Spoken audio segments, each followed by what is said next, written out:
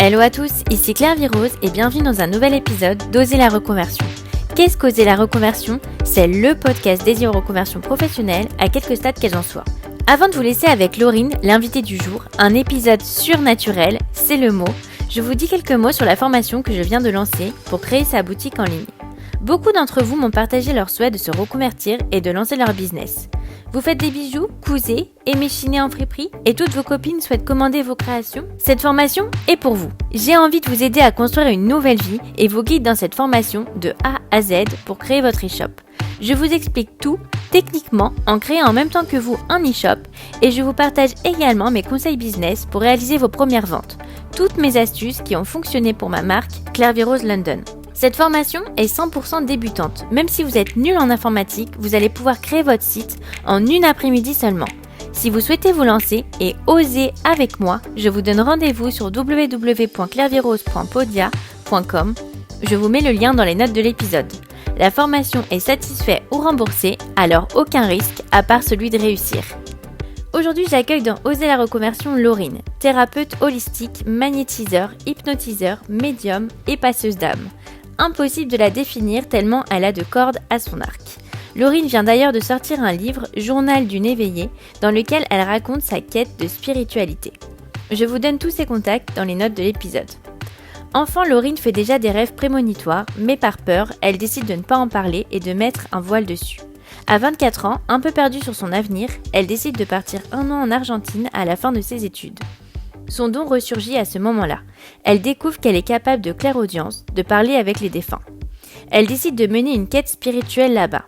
À son retour en France, la pression de son entourage et la peur de ses capacités la poussent à rentrer dans le rang et à devenir commerciale. 3 ans plus tard, elle est aujourd'hui pleinement à son compte en tant que thérapeute holistique. Elle nous raconte sa reconversion. Alors avec Laurine, on a bien sûr évoqué sa quête de spiritualité, comment sa capacité de communiquer avec les défunts lui permet d'être une thérapeute hors du commun, les dangers des sectes, comment écouter sa voix intérieure, l'importance de s'accepter et de se faire confiance, en bref, une grande leçon d'acceptation de soi. Un épisode hors du commun. Mais je ne vous en dis pas plus et laisse place à ma conversation avec Laurine. Bonjour Laurine, bienvenue dans Oser la reconversion. Merci, bonjour. Je suis ravie de te recevoir. Est-ce que tu peux nous parler de ton métier actuel ? Alors, je suis thérapeute holistique. Ça englobe l'hypnose, le magnétisme et les massages. Donc, c'est vraiment une reconversion atypique. Je suis ravie de te recevoir dans Oser la reconversion. Je suis sûre que ton parcours va beaucoup intéresser les auditeurs. Et alors, est-ce que tu peux nous parler de ton premier métier et de ton parcours ? Oui, mon premier métier, ça a été assistante commerciale ADV, donc absolument rien à voir. Du coup, j'ai pas bien compris, tu étais commerciale et tu as dit quelque chose après ? ADV, Voilà. commerciale ADV, c'est administration des ventes. En gros, c'est un métier où tu gères les commandes françaises et à l'international. Et c'est du B2B, donc tu es en business to business. Tu as affaire avec des professionnels. Et c'est un métier où tu vas parler anglais, espagnol, d'autres langues si tu parles d'autres langues. Moi, c'était vraiment anglais et espagnol. Et comment ça t'est venu ce premier métier ? Alors, c'était absolument pas ce que je souhaitais faire. À la base, j'avais fait donc un BTS commerce international parce que je voulais des études courtes et pas faire de longues études. Je me suis retrouvée quand même avec un bac+5 école de commerce et je souhaitais m'orienter vers le côté créatif, marketing et le premier métier qui est venu, c'est je me suis inscrite à des agences, d'intérim, des agences d'emploi et j'ai été démarchée, par, je sais plus quel cabinet de recrutement. C'était pour une mission de 6 mois et j'ai dit oui. Et c'était pour un poste d'assistante, commerciale ADV. Heu et puis j'ai enchaîné comme ça, en fait, les missions. Je n'ai jamais fait de CDI, ça a été que des CDD ou des remplacements. D'accord. Du coup, c'est un peu faites attention à votre premier job, le conseil qu'on pourrait donner. Oui, parce que du coup, ça a été, mon premier emploi et comme j'avais le CV, parfait, en fait, pour ce poste-là, puisque j'étais trilingue espagnol-anglais, plus avec des notions quand même de stratégie d'entreprise, parce que j'avais fait aussi des stages, hein, pendant 5 ans, pendant tout le long de mes études, que ça soit du BTS, à l'école de commerce.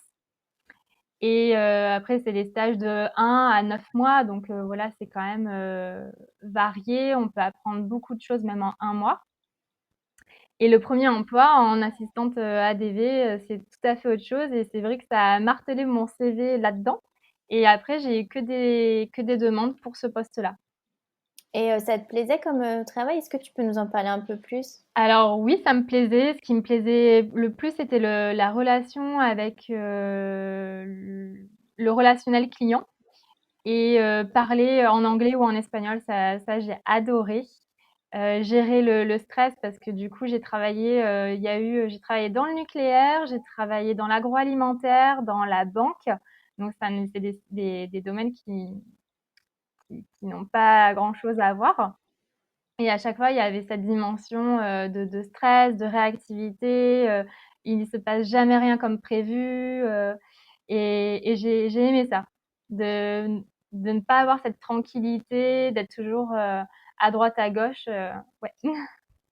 Et est-ce que tu peux nous en dire un peu plus, sur comment tu es devenue, trilingue, comment tu as appris à parler, espagnol, par exemple? Alors après ça, je vais pas dire que c'est quelque chose, d'inné, mais j'ai toujours adoré les langues depuis toute petite.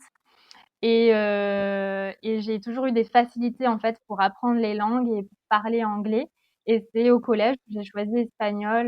Il y avait allemand ou espagnol. J'ai choisi espagnol. J'ai eu la chance de pouvoir faire un voyage au collège en Espagne, ensuite en Argentine, où ça a été un coup de cœur et vraiment quelque chose d'important dans ma vie parce que j'y suis retournée à mes 24 ans. Donc tu as fait, 1 an en Amérique du Sud à la fin de tes études?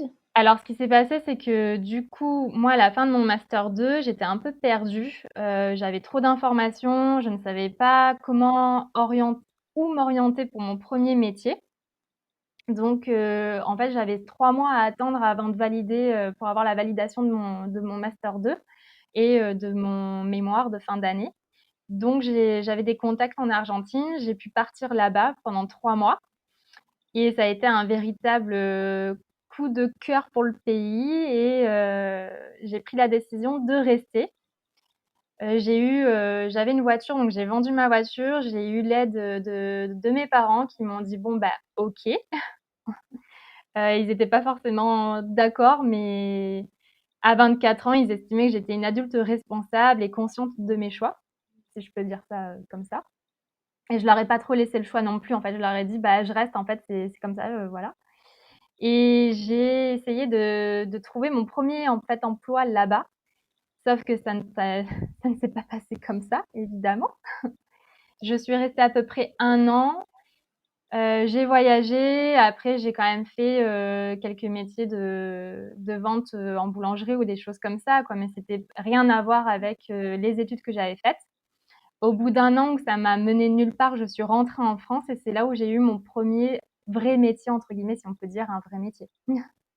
D'accord. Ah oui, je C'était, comprends mieux du coup la précipitation à prendre le premier job, oui, c'est ça.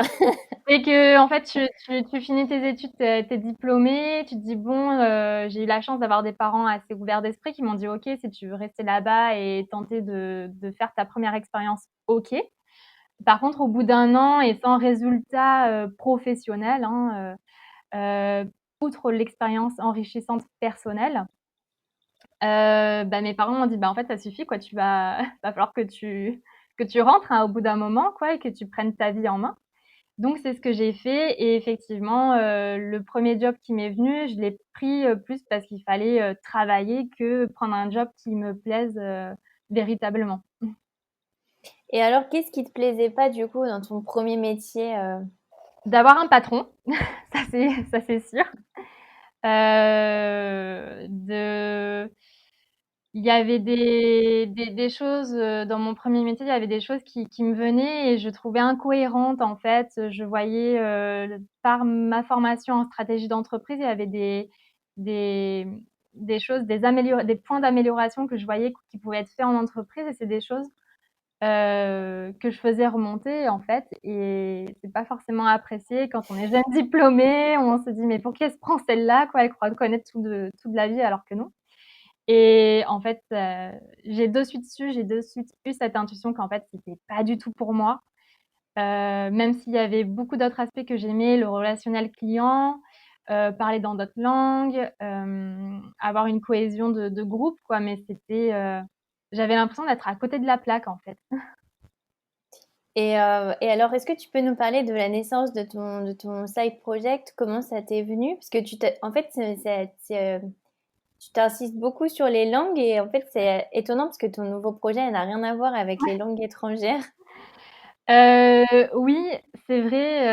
Alors, en fait, ce qui s'est passé en Argentine, c'est que j'ai eu des expériences un peu spirituelles, au sens où, bah, du coup, comme j'étais en recherche professionnelle et j'ai aussi c'était une quête personnelle, hein, j'étais seule là-bas, donc on apprend à se débrouiller toute seule, faire face à soi-même, à peut-être des expériences qu'on peut qualifier d'échecs qui ne le sont pas forcément, hein, parce que au bout de 6 mois, ne pas trouver d'emploi là-bas, il y a tout le côté psychologique aussi qui est rentré en jeu, de se dire bah je suis partie, est-ce que j'ai fait le bon choix, est-ce que d'avoir de vouloir faire ses preuves pour la famille par rapport aux parents aussi, c'est vraiment quelque chose qui a été lourd pour moi. Et il s'est passé que j'ai développé une certaine. Il y a des choses qui se sont passées. J'ai développé une clairaudience. J'ai fait des rêves prémonitoires. Donc, j'ai commencé à regarder un peu le côté holistique que je ne regardais pas avant. C'est quoi une clairaudience? En fait, j'entendais les défunts, si tu veux. Mais tu Donc, sais, c'est incroyable, ça t'est venu d'un coup. alors c'était le cas quand j'étais petite. Je faisais beaucoup de rêves prémonitoires et j'en ai eu peur et j'ai totalement bloqué en me disant que c'était juste mon imagination, parce que c'était ça ou soit j'étais totalement malade ou schizophrène, tu vois. C'était venu à quel âge? Euh, la clairaudience qui est revenue Non, quand tu étais petite, t'avais quel âge à peu près quand t'as fait ce... depuis toujours, hein, depuis mes 7-8 ans, dès que j'ai pu écrire, j'avais un carnet à rêves. Au collège aussi, j'ai eu des expériences où j'ai fait des rêves prémonitoires et ça s'est passé. Par exemple, une alerte à la bombe et 2 jours après, il y avait une alerte à la bombe au collège. Des choses comme ça qui m'ont poussé à me dire, bon, il y a peut-être autre chose, il y a d'autres choses inexplicables et en fait, j'ai mis un couvercle dessus jusqu'à mes 24 ans. Ça, tu l'as fait parce que quand on a commencé à en parler à ton entourage, ils ont mal réagi. Dans mon entourage, on n'en parlait pas. Il y a que ma maman qui a été assez compréhensive en disant, bah, en fait, tu peux voir des choses qui sont invisibles. Bon, bah, c'est OK, en fait. Et en fait, ce qui se passait, moi, j'avais 12, 14 ans, 16 ans, et quand tu commences à avoir des flashs de fantômes, de défunts, un peu comme les films d'horreur, j'ai vraiment pensé que j'étais soit c'était mon imagination, soit j'étais folle. Et donc j'ai préféré penser que c'était mon imagination et j'ai laissé ça de côté et j'ai continué ma vie comme, comme quelqu'un de normal entre guillemets. Et la marche à suivre, c'était de faire école de commerce, de faire ce que mes parents souhaitaient pour moi. Et ça, dans ta famille, il y a des gens qui ont le même don que toi? Alors moi, je suis adoptée, donc du coup, Ah, d'un point de vue biologique, je pourrais pas, de ce côté-là, je sais que j'ai une grand-mère qui avait des capacités d'un point de vue biologique. D'un point de vue dans ma famille adoptive, la révélation d'être capable de voir les défunts et de parler avec eux n'a été faite qu'il y a 1 an dans ma d'accord. famille, tu vois? Donc c'est très, très, très récent et dans ma famille, pas tout le monde sait. Donc C'est génial parce que dans le podcast, d'habitude, on parle de l'annonce de la démission et toi, tu sais une tout autre type de oui, révélation, donc c'est oui, oui, c'est oui. génial.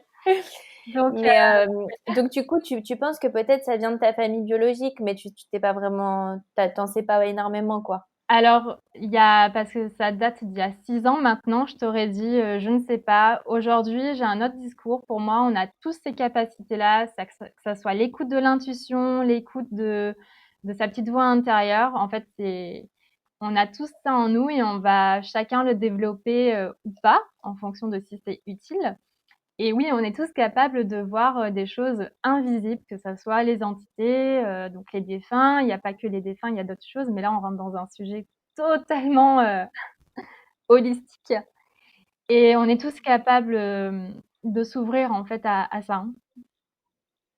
Comment tu penses que tu as eu le déclic à 24 ans? Qu'est-ce qui s'est passé en Argentine pour que tu retrouves ça? Alors ça, c'est la question que je me pose. C'est-à-dire que moi, ça s'est passé du jour au lendemain. Je me suis réveillée un matin et je voyais un halo lumineux autour des gens. Mais carrément. Donc pendant 6 mois, pendant 6 mois en Argentine, j'ai pensé que j'avais une tumeur au cerveau et que j'allais mourir. Et la seule personne qui le savait, c'était ma mère et ma meilleure amie à qui j'en parlais, parce que c'était juste dingue pour moi de, de penser que ça pouvait être autre chose en fait. Parce que c'est un truc dans la société où tu peux être vite catégorisé comme malade, comme schizophrène ou autre chose comme ça. C'est pas forcément le cas. Donc ça a été très compliqué pour moi de gérer cet éveil spirituel et de trouver un travail cartésien en entreprise, dans le commerce, sans rien dire à mon entourage en fait de ce que je vivais. Je faisais aussi des rêves prémonitoires de tsunamis et quelques semaines après, il y en a eu un au Chili, il y a eu des morts, enfin, il y a eu des choses comme ça qui sont arrivées dans ma vie, euh, qui ont été assez improbables en fait et qui m'ont poussée à me dire bon, ben ok. Et comment tu as fait ton éveil spirituel? Tu l'as fait toute seule ou tu as trouvé quelqu'un? Ouais, alors moi j'ai fait 1 an en Argentine, donc ça a démarré là, donc en 2014. J'ai été voir une médium en Argentine, donc en espagnol. Et après, j'étais donc seule avec moi-même et mes expériences paranormales dignes de films d'horreur, hein. C'est-à-dire que j'étais dans la douche et c'est comme si j'avais quelqu'un à côté de moi qui me tapait l'épaule et qui me parlait. Ou qui me tirait les cheveux pendant que je me douchais. Ou qui me réveillait en pleine nuit. J'avais l'impression qu'il y avait vraiment quelqu'un qui s'asseyait sur moi en pleine nuit, qui me tirait la couette. Enfin, j'entendais des voix. C'était vraiment des trucs de fou. Et du coup, j'ai été toute seule pendant 1 an sur ça et j'ai regardé des vidéos sur Internet en cherchant médium, clairvoyance, clairaudience. Et c'est ainsi de suite où je suis tombée sur des blogueuses spirituelles, on va dire ça comme ça, si je peux appeler ça comme ça, et qui avaient plusieurs vues, plusieurs abonnés, des milliers d'abonnés, et ainsi de suite. Tu peux les mentionner pour les auditeurs si jamais ils veulent se renseigner? Alors, il y avait Johanna Awakening et Mallory Malmaçon. Ok, je les mettrai dans le détail de Ouais. l'épisode si on veut en savoir plus. Et puis il y a aussi ton Instagram, bien sûr, où tu parles un peu de toute cette quête. Oui, c'est ça. Et tu penses que maintenant tu arrives à canaliser? Parce que j'ai l'impression que tu en parles avec beaucoup de recul, comme si c'était moins grave. Oui, ça fait alors que j'arrive à le canaliser et sans avoir peur et en étant avec beaucoup de joie et de légèreté, ça fait 1 an. Donc, tu vois, ça fait que j'ai quand même passé 5 ans à être beaucoup dans la culpabilité de qu'il m'arrive ça, de faire des choix qui ne sont pas en accord avec ce que souhaitait ma famille. Enfin, quand je dis ma famille, c'est mes parents, hein, clairement, qui étaient plutôt pour que j'ai une vie comme tout le monde, à faire un travail dans une entreprise, à avoir une vie sentimentale équilibrée et stable, une vie financière stable, et ce qui n'a pas été le cas jusqu'à il n'y a pas très longtemps en fait. Et donc, comment ça a impacté cette quête spirituelle sur ta vie professionnelle? Parce que tu aurais pu faire les deux finalement. Oui, j'ai essayé, et ce qui fait que c'est pour ça que je n'ai pas pris de CDI aussi dans mes recherches d'emploi. Je ne pouvais tout simplement pas me voir en CDI en entreprise. Ça, c'est un truc en ressenti, c'était limite, ça me rendait pas bien d'aller en entreprise, en fait. Et alors que j'adorais ce que je faisais, hein, le poste d'ADV où j'ai fait aussi de la communication et du marketing, de l'analyse marketing. Et j'ai adoré ça, hein, mais c'était physiquement, à la limite, j'aurais pu être en burn-out, tu vois, si j'avais signé en entreprise, quoi. Comment t'as su que c'était, enfin que tu voulais finalement dédier ta vie en fait à cette quête de spiritualité?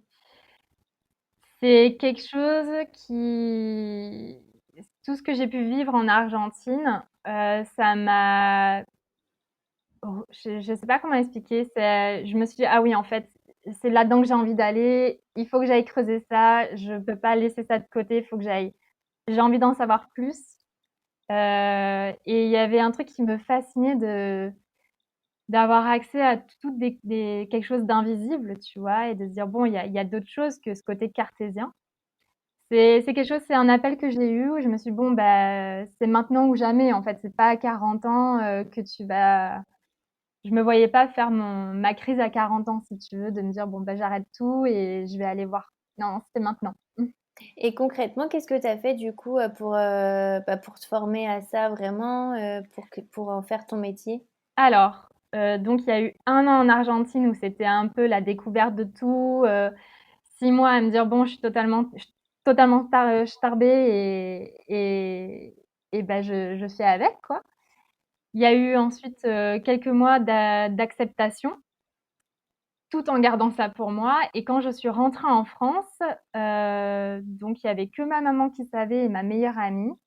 Et j'ai continué à faire comme si de rien n'était, ma vie normale, à dire: «OK, OK, je dis OK à mes parents pour ce qu'ils souhaitent pour moi, parce que c'est ce qu'il faut faire». Donc j'ai continué, si tu veux, à postuler à des offres, en entreprise pour des postes de commercial, de marketing. J'ai fait comme ça des missions d'intérim et ça a duré, 4 ans. En 2018, alors j'ai les dates, je sais plus trop. Ouais, ça a duré peut-être. Je suis revenue en 2016 en France et c'est à un salon de bien-être où je suis allée en 2017 ou 2018 où j'ai rencontré une nana qui proposait de se former en Reiki. Et je me suis dit, bah pourquoi pas, ça me met le pied à l'étrier et puis je vais voir ce que ça fera. C'est quoi la Reiki du coup? Parce que moi je connais pas du tout. C'est un processus corporel. Tu as un processus à suivre où tu mets tes mains, t'imposes tes mains sur le corps de la personne et ça fait du bien-être, D'accord. si tu veux. Et j'avais entre-temps été voir un médium parce que j'étais un peu perdue dans ce que j'avais envie de faire, quelle direction à prendre, est-ce qu'il fallait que je reste en entreprise, continuer dans le commerce ou aller voir d'autres choses. Et après, il y a en parallèle, j'ai toujours été douée, si tu veux, pour l'écoute et pour le côté psycho. Je suis une autodidacte, j'ai lu les bouquins de psycho par moi-même et du coup, il y avait cette fibre-là qui était déjà présente depuis que j'étais au collège, hein. Et donc, c'est en allant voir un médium qui m'a dit: «Mais t'es faite pour être thérapeute». Et je me suis dit: «Bon, bah, je vais m'écouter, je vais écouter cette intuition». Et donc, je suis allée au salon de bien-être. J'ai rencontré donc Sandrine Gauvin qui m'a formée à mon premier niveau de Reiki. Et en 1 mois, ça a bouleversé ma vie. J'étais en couple, je ne l'étais plus. Je me suis décidée à aller à fond dans le côté spirituel pour aller voir jusqu'où ça allait me mener. Et j'étais un peu intrépide et inconsciente, si tu veux. Je me suis dit, bon, je suis jeune, je vais le faire maintenant et puis je verrai bien ce que ça a fait. Et il y a eu des expériences vraiment chouettes où j'ai rencontré de super belles personnes. Après, je suis aussi tombée sur des personnes pas très gentilles, sur une en particulière qui était une gourou, hein, si tu veux, donc limite sectaire. Donc voilà, à peu près les expériences. Et j'espère que c'est clair. Oui, oui, qu'est-ce qui s'est passé avec la gourou du coup? Je suis allée sur un stage du féminin sacré parce que j'entendais parler que du féminin sacré, féminin sacré. Je me suis dit: «Bon, je vais aller voir ce que c'est» parce que pour moi, c'est du charabia et je c'est un peu, ça n'a aucun sens et en fait, la nana, a a fait de la manipulation mentale, en fait, sur moi. Elle a j Tu vois, je suis quelqu'un qui ne va pas forcément dire de suite les capacités que je peux avoir. Du coup, le côté médium et tout, je n'en parle pas. Et dans les groupes, j'aime pas forcément tout exposer de ma vie et puis je suis là juste pour écouter et apprendre en fait ou voir, ce que ça peut amener. Et cette nana en fait a je te passe les détails, mais en gros, elle a fait pression sur le groupe et c'est monté en parce que je ne partageais pas ma vie et qu'il y avait des exercices que je ne souhaitais pas faire, m'a menacée, m'a fait des menaces clairement en disant que j'allais être malade, que, de toute façon, j'aurais la maladie, et elle a monté toutes les personnes du groupe contre moi et je ça a pris une proportion mentale de fou.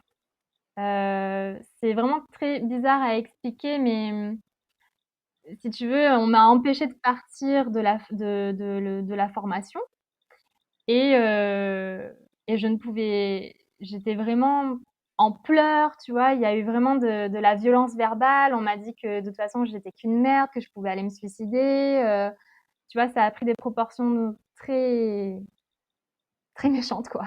Oui, Et c'est incroyable, c'est comme ce qu'on voit à la télé sur les sectes, oui, quoi.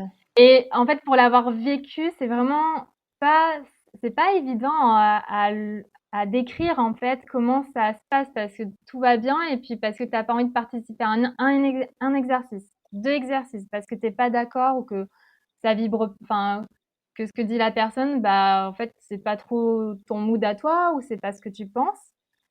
L'autre veut t'imposer, en fait, sa vérité et sa façon de faire et te détruire jusqu'à ce que tu dises: «OK». Mais comment ils t'ont empêché de partir? Bah, en fait, on était en rond, on était assises, tu vois, après, une séance de yoga.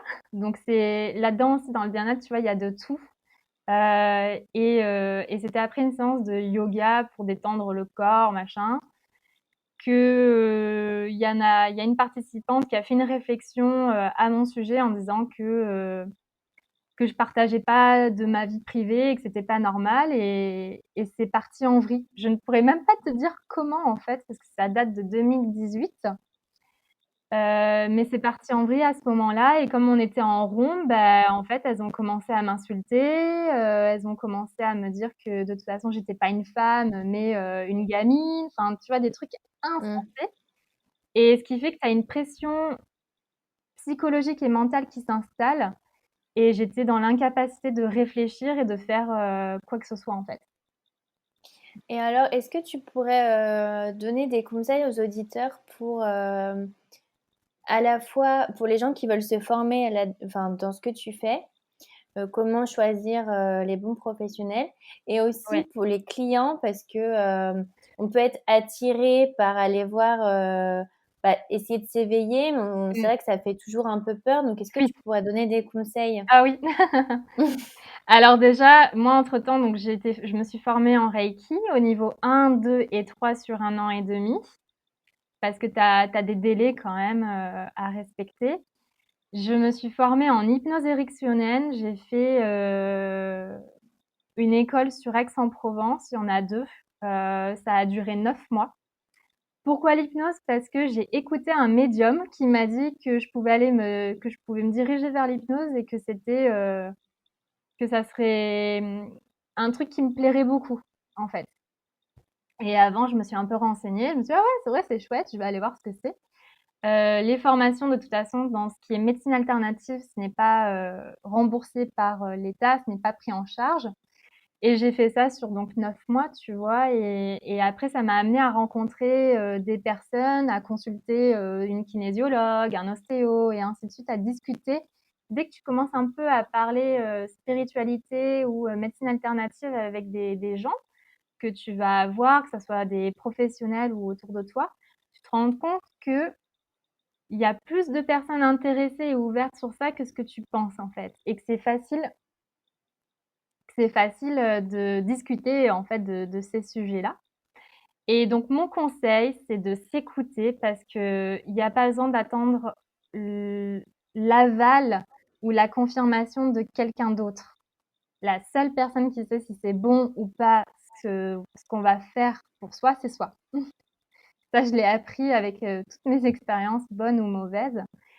Et ça va aussi du coup avec la confiance, se faire confiance, s'écouter. Moi, je le vois comme un apprentissage. En fait, c'est comme le vélo. Au début, ça semble compliqué, et puis maintenant, c'est quand on est adulte, c'est on a appris à faire du vélo petit, donc c'est vraiment quelque chose qui est facile. Et c'est au fur et à mesure, au quotidien, à force de s'écouter, de dire: «OK, est-ce que ça, c'est vraiment bon pour moi? Est-ce que c'est vraiment le choix que j'ai envie de faire pour moi? Ou est-ce que je le fais parce que ça va faire plaisir à mes parents, à mon chéri, à telle personne?» Et voilà. Comment tu as réussi à justement à prendre la décision de faire bah, ce que tu avais envie? Est-ce que tu as eu un déclic particulier pour après te Ouais. dédier totalement à ton nouveau projet? Oui, alors moi, c'est vraiment très récent, hein, parce que du coup, en 2018, je me suis formée en hypnose. Ça a duré 9 mois. Je me suis formée, tout début en, janvier 2020 au massage, heu, parce que, bah, en fait, c'est venu comme ça, et j'ai dit: «OK, je vais suivre. Si ça se présente à moi, c'est peut-être pour une raison, donc je vais aller voir, ce que ça peut m'apporter». Et le déclic, ça a été que je n'ai plus eu envie d'écouter mon entourage et de vivre la vie que mes parents, la famille, la société dictaient en fait pour moi. Parce qu'encore moi, c'est quelque chose de spécifique au sens où c'est des médecines alternatives et holistiques, donc c'est encore une toute autre reconversion, que certaines personnes, ne sont pas forcément ouvertes sur ces sujets-là. Et il y a eu un truc qui s'est passé en moi à force d'avoir des réflexions, bah, de mes parents, de voir que, bah, j'étais le mouton noir de la famille qui suit pas les cases et tout, et je me suis dit: «Bah, quitte à le faire, vas-y à fond», et puis en fait, mmh, je me suis dit de ne plus accorder d'importance au jugement et à ce que souhaitaient, les gens pour moi, et de C'est m'écouter. un, ça, t'as pas eu un déclic particulier, en fait, ça a été au bout d'un moment, toi, t'en Oui. as eu marre, C'est quoi, comme, un la ras-le-bol. cerise sur le gâteau, tu vois? À force d'avoir des trucs genre: «Ah, et financièrement, ah, et est-ce que», enfin, du coup, la maison, avoir la maison, le chien, le mari à 30 ans, non, c'est clairement pas le cas pour moi. Vu le chemin que j'ai emprunté, ça aurait pu, mais c'est pas le cas.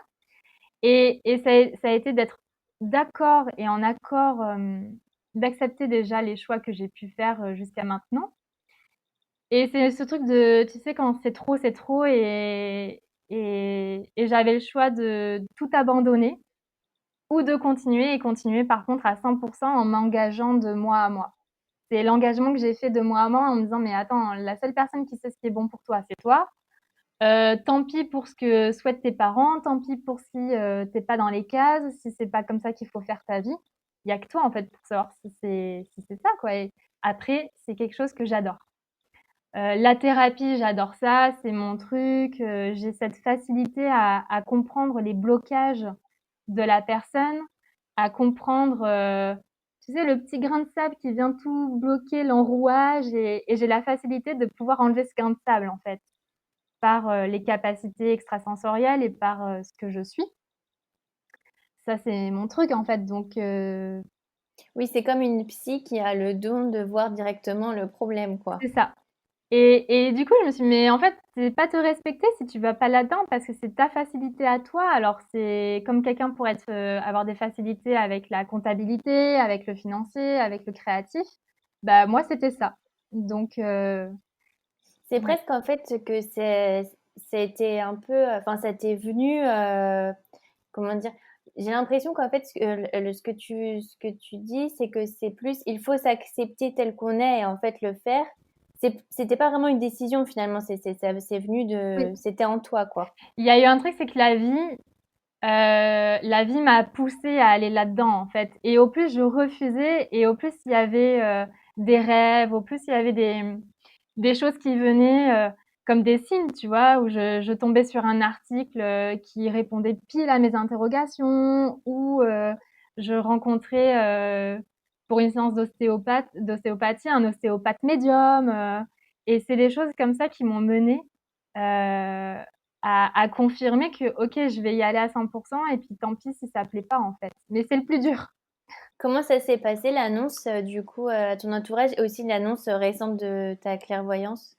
Alors, j'appréhendais énormément avec mon père parce que mon père est un ingénieur, un homme de science. Il faut voir pour croire, tu vois? Mmh. Et et j'ai eu ce déclic de me dire: «En fait, je suis qui je suis et on m'accepte ou on m'accepte pas et c'est OK».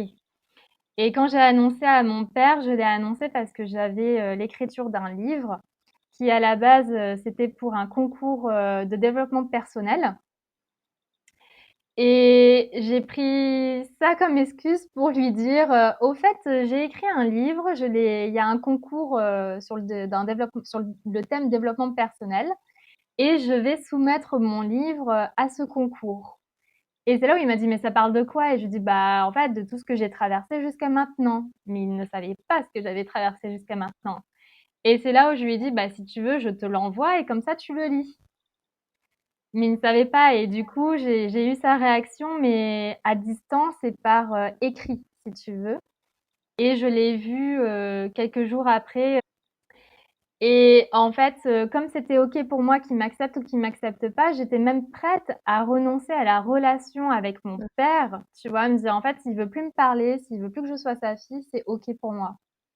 Et ça n'a pas du tout été le cas et en fait, il l'a reçu et il m'a dit, que c'était OK, que j'étais sa fille, qu'il savait que j'étais pas folle et que donc, bah, c'était OK et qu'il était prêt à s'ouvrir à cette possibilité-là, qu'il y ait d'autres choses et que la science ne pouvait pas forcément tout expliquer. Et ça a été un truc de genre, waouh, mon père s'ouvre à ça en fait. Et j'étais prête à lâcher cette relation avec lui pour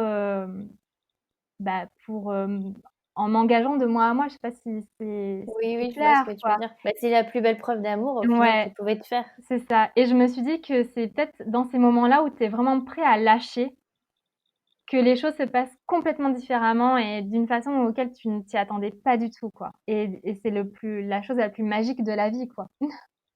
Oui, c'est vrai, hein. C'est parce que je pense aussi que les gens, quand t'es vraiment en phase avec ce que tu fais et sûr de tes choix, ils réagissent différemment parce que, bah, dans le cas des parents, moi je sais que j'ai eu un peu le même problème avec mes parents. Et oui. En fait, je pense que tant qu'ils sentent qu'ils peuvent te faire changer d'avis, bah du coup, en fait, ils te mettent la pression, mais une fois qu'ils sentent que, bah en fait, ils pourront, quoi qu'ils disent, bah du coup, ils arrêtent finalement un peu Ouais, de. c'est ça. Donc, et par rapport à ça, est-ce que ton conseil, ça serait avec l'entourage qui est le plus difficile pour l'annonce, est-ce que ça serait de le faire par écrit? Non, pas forcément. Moi, ça s'est présenté comme ça. C'était une forme aussi, facile pour moi plutôt que d'être dans la enfin, dans le visuel de face à face. Et en plus, ça a créé une toute nouvelle relation avec mon père où on parle de métaphysique, on va rigoler sur, ben, l'invisible, sur les défunts, donc c'est vraiment chouette. Mon conseil, c'est vraiment de le faire comme on le sent. Moi, je l'ai fait comme ça, pour mon père. Avec, une de mes tantes, ça a été différemment. Et puis, là, c'est un autre niveau puisque du coup, il y a beaucoup de personnes qui ne savaient pas jusqu'à aujourd'hui, hein, pour ça. Et avec le livre, bah, c'est comme tu vois, je lance le pavé et puis voilà, quoi. Mais c'est vraiment s'écouter et si c'est léger, il y a ce truc de: «OK, est-ce que c'est léger pour moi? Est-ce que ça m'apporte de la joie?» Bah, vas-y à fond, en fait, peu importe ce qu'on va te dire, c'est bien de suivre sa créativité, c'est bien de suivre son intuition parce que, c'est c'est ça, quoi, c'est de nous à nous, quoi. Il y a Est-ce que tu peux nous en dire un peu plus sur comment tu t'es lancée à ton compte et qu'est-ce que tu fais exactement et comment tu as trouvé tes premiers clients? Alors, j'ai eu la chance de tomber sur une kinésiologue fantastique, qui n'est plus là, hein, qui est décédée il y a 2 ans, et qui m'a en fait formée. Heu et c'est en allant la voir elle pour des séances perso, en fait, qu'elle a commencé à me dire: «Bon, bah, voilà, toi» en fait, elle m'a clairement dit, «Tu passeuse d'âme, tu vois les défunts, il va se passer ça, ça, ça dans ta vie» et c'est des choses qui se sont passées. Alors, est-ce que tu peux nous dire comment ça s'est passé quand tu t'es installée à ton compte et comment tu as trouvé tes premiers clients? J'ai, démarché, en fait, les professionnels que j'avais été voir, donc kinésiologue, ostéo, les médiums et j'y suis allée, au culot, en fait, en disant: «Bah, voilà, j'ai, terminé mes formations, je vais m'installer. Est-ce que ça vous dit que je vous fasse une séance pour que vous voyez ce que je fais? Et en fonction, si ça bah, de ce que vous percevez et ressentez et si c'est OK pour vous, bah, de faire un échange et de, en gros, m'envoyer vos patients que vous pensez ou les clients que vous pensez pour qui ça fera du bien de venir faire mes séances. Et c'est comme ça, en fait, que j'ai eu quelques premiers clients. Et après, ça n'a pas été le plus gros de mes clients, si tu veux. Euh, Ce qui s'est passé, c'est que j'ai fait la communication par ma maman, qui est une très bonne communicante et qui distribuait ma carte dès qu'elle allait quelque part. Et je me suis inscrite sur Google. J'ai fait une page Google Business et j'ai payé Google AdWords. Donc, j'ai fait de la publicité payante. J'ai fait une page Facebook et après, c'était sortir de ma zone de confort, de cette timidité qu'on peut avoir de ne pas oser se vendre au final. Et dès que j'allais quelque part, je disais: «Ah, mais moi, je suis thérapeute, je fais ci, je fais ça, est-ce que ça vous dit de tester une séance? Venez et tout». Et les amis des amis, et ainsi de suite. C'est venu comme ça. Et, et, Et donc, tu me et parlais, enfin, tu me disais qu'il y avait une kinésiologue qui t'avait oui. formée. Et en parallèle, du coup, il y a une kinésiologue qui m'a dit, avec qui j'avais eu un très très bon feeling et qui m'a montré deux, trois choses, enfin, certains processus corporels, certaines façons de faire par rapport aux défunts, donc comment les faire passer à la lumière. Et du coup, j'avais même un projet avec elle, mais elle est décédée il y a 2 ans. Euh, et j'en parle du coup dans mon livre de cette rencontre qui a été vraiment une rencontre. Il y a des personnes comme ça que tu vas rencontrer dans ta vie et qui t'apportent des choses et c'est juste waouh. Est-ce que tu peux nous parler de ton livre? Comment tu as eu le déclic? Est-ce que c'est une stratégie pour trouver des clients? Pas du tout. Comment tu l'as fait? Alors en fait, mon livre, à la base, l'histoire, c'est que j'ai toujours eu des carnets où j'écrivais les journaux intimes, où j'écrivais mes rêves. Et à chaque fois que je partais en voyage, j'écrivais mes ressentis, ce qui me venait. Pas forcément des trucs oufissimes, hein, c'était juste, voilà, je suis allée à tel endroit, c'était chouette, et puis voilà, quoi. Et en Argentine, vu qu'il y a eu beaucoup, beaucoup de rêves et beaucoup de choses holistiques qui se sont passées, j'ai eu beaucoup, beaucoup, beaucoup de carnets, si tu veux. Et quand je suis rentrée en France, c'était en 2018, j'ai vu passer par hasard, encore une fois, sur une pub sur Facebook d'un concours littéraire sur le développement personnel. Et je me suis dit, tiens, est-ce que je reprendrai pas tous mes carnets pour voir si ça peut faire quelque chose en fait. Et ça me permettait d'avoir une trace numérique si jamais je déménage et que je perds mes carnets, si tu veux. Et donc j'ai commencé à tout retranscrire de mes carnets, de mes rêves. Et là, je me suis dit, putain, ça rend quelque chose de bien, ça pourrait faire un livre. Et c'est comme ça que j'ai eu l'idée de participer à ce concours. Et quand j'ai lu les termes du concours, ça ne m'a pas du tout plu parce que je cédais mes droits à Amazon et mes droits d'auteur à 90% à, euh, à l'éditeur. Et ça ne m'a pas plu et je me suis dit, bah, en fait, je vais le faire moi personnellement et puis à la limite, ça peut être quelque chose pour mon entourage. Une façon aussi de dévoiler qui je suis réellement et tout ce côté spirituel. Et j'avais pas du tout l'idée de le vendre, pas du tout. Il y a 2 ans, c'était pas du tout ça. Et c'est venu comme ça, en fait, ça s'est présenté à moi et ça a fait un bon rendu. J'ai envoyé le livre à des maisons d'édition. J'ai eu en plus des retours alors que je m'y attendais pas du tout. Et encore une fois, il y a eu ce dilemme de: «OK, est-ce que je passe par une maison d'édition pour avoir une certaine reconnaissance?» Et je me suis rendu compte que j'avais pas forcément besoin d'une reconnaissance, extérieure et surtout que je perdais mes droits, d'auteur et donc j'ai fait en auto-édition et il y a eu ce déclic à un moment donné qui s'est passé en moi de dire: «Bah, en fait, c'est OK et je vais informer, tout mon entourage que j'ai écrit un livre». Et comment tu l'as financé? Parce que je suppose qu'il faut des frais au début Oui, pour l'impression, tout ça. Comment tu as financé? donc tout de A à Z, c'est moi, c'est avec les économies que j'ai pu avoir et donc c'est pour ça que c'est aussi en édition limitée, tu vois? Et j'ai cherché aussi un imprimeur français, qui respecte, qui a une norme éco-responsable. Et je voulais te demander si tu pouvais revenir te parler à toi-même il y a quelques années, quel serait le conseil que tu te donnerais pour gagner du temps? De ne pas écouter les autres et de suivre, ma voix intérieure. Heu, la seule personne qui sait ce qui est bon pour moi, c'est moi et de se faire confiance à 3000.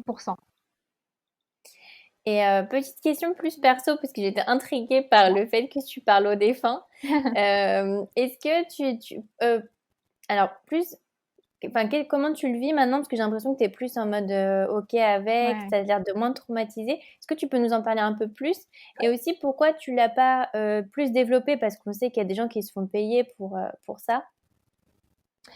Alors, j'ai eu énormément peur moi dès le début parce que j'étais en mode, film d'horreur et j'étais une grande fan de films d'horreur. Donc ce qui venait à moi, c'était comme dans les films d'horreur, donc ça donne pas trop envie.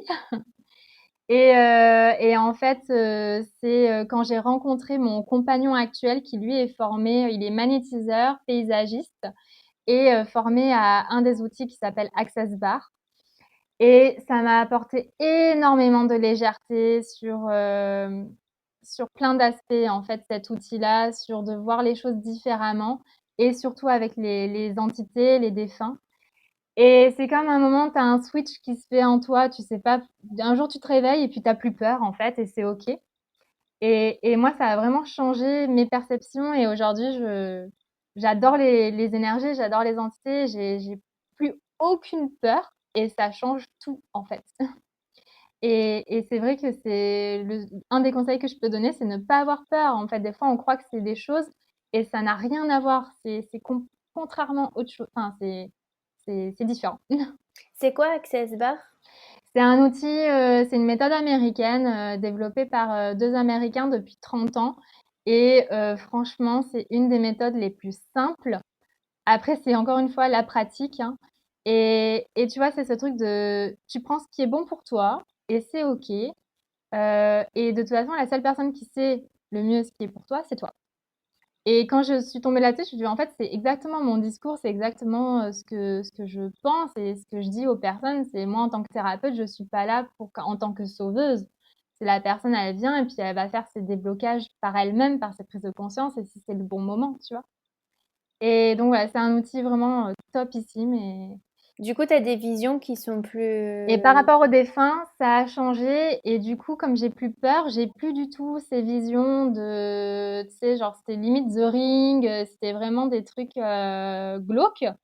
Ça n'a plus rien à voir du tout et en séance, j'ai souvent des défunts qui viennent, donc des membres de la famille de la personne, un ancêtre et qui me transmet, en fait, des informations pour, des prises de conscience de la personne, pour un bien-être, pour une contribution positive, si tu veux. Et je n'ai pas développé parce que j'avais peur d'être catégorisée médium, clairvoyante, c'est la dame qui avec la boule de cristal qui te tire les cartes et c'est pas du tout ça en fait. C'est moi je suis médium mais une médium 2.0 si tu veux où il n'y a pas besoin d'être en mode sorcière pour faire ça quoi. Oui, oui, c'est vrai qu'on a tout de suite, c'est comme dans les films, quand ils veulent parler à des défunts, ils se mettent dans Ouais le voilà, noir, ils vont voir quelqu'un d'un peu bizarre et ouais puis c'est pas le cas. ouais, ouais. Et c'est vrai que ce qui revient souvent des personnes, des clientes les clients qui viennent me voir, c'est: «Ah mais vous êtes jeune, ah mais vous êtes moderne, ah vous êtes, tu sais, je m'habille, normal quoi, à la mode» et ça des fois ça choque les gens, ils s'attendent à avoir, tu sais, vraiment le stéréotype ringard de la spiritualité quoi et c'est pas du tout le cas. Et je trouve ça c'est fun. C'est quand tu es là-dedans, que c'est fun et tu dis aux gens: «Bah, faites ce que vous avez envie de faire et c'est OK. Si ça vous plaît, vous empêchez pas de le faire, en fait. Si ça t'apporte un mieux-être, si ça t'apporte une joie et tout, fais-le. N'écoute pas En les tout cas, autres». c'est chouette parce que tu as beaucoup de projets, tu développes plein de choses en même temps. Donc, je pense que si on te retrouve dans un an, tu en seras encore Ouais, plus loin. Est-ce que pour la dernière question, tu pourrais nous dire qu'est-ce qu'une reconversion réussie? c'est, si tu es OK avec ton chemin et où tu en es aujourd'hui. Tu vois, si tu es pas là à regretter, à culpabiliser, peu importe les choix que tu as faits, peu importe si ça a été compliqué, difficile avec ton entourage, avec toi. Si tu es bien dans tes baskets aujourd'hui et que tu es OK avec tes choix et ta vie, c'est tu tout gagné. Ouais, c'est une super Ouais. leçon, en tout cas, surtout en ce moment Oui, où on se pose encore plus de questions, je pense, avec tout l'environnement qui change. ouais. Donc, on a encore plus besoin, je pense, de se recentrer sur soi. Et c'est la bienveillance envers soi aussi, ne pas culpabiliser. On fait chacun à son rythme, chacun a son rôle à jouer, chacun a sa place. Encore une fois, on a tous les mêmes capacités en fait. C'est juste que ça va être plus utile pour certains que d'autres de les développer. Et la bienveillance envers soi et envers les autres, c'est une des choses les plus importantes et surtout en ce moment. Merci beaucoup, Laurine. Est-ce que tu peux nous dire, pour terminer, où on peut te retrouver si les auditeurs veulent poursuivre un peu avec toi? Alors, j'ai mon site internet qui est laurineverdun.fr. Il y a ma page Facebook où je pense que vous tapez Laurine Verdun thérapeute et ça va sortir. Et il y a Instagram. Instagram, c'est Journal d'une éveillée et c'est le nom de mon livre. Merci beaucoup, Laurine. J'ai vraiment été ravie. C'était à la fois une interview spirituelle, j'ai Ouais. adoré. Ça change des interviews qu'on a pu avoir ici. Donc, je suis vraiment ravie. Merci beaucoup pour les auditeurs d'Oser la reconversion. Ben, merci pour ta proposition et c'était vraiment un plaisir aussi pour moi. Et voilà, fini pour aujourd'hui. Merci d'avoir passé tout ce temps avec moi et quelques petites choses avant de vous quitter. D'abord, si vous cherchez toutes les notes avec les références, allez dans le détail du podcast. Aussi, si vous souhaitez retrouver ma formation pour créer votre boutique en ligne, rendez-vous sur www.clairvirose.podia.com. Si vous souhaitez me contacter pour me poser d'autres questions, n'hésitez pas à le faire sur Instagram ou sur YouTube sous le pseudo Clairvirose.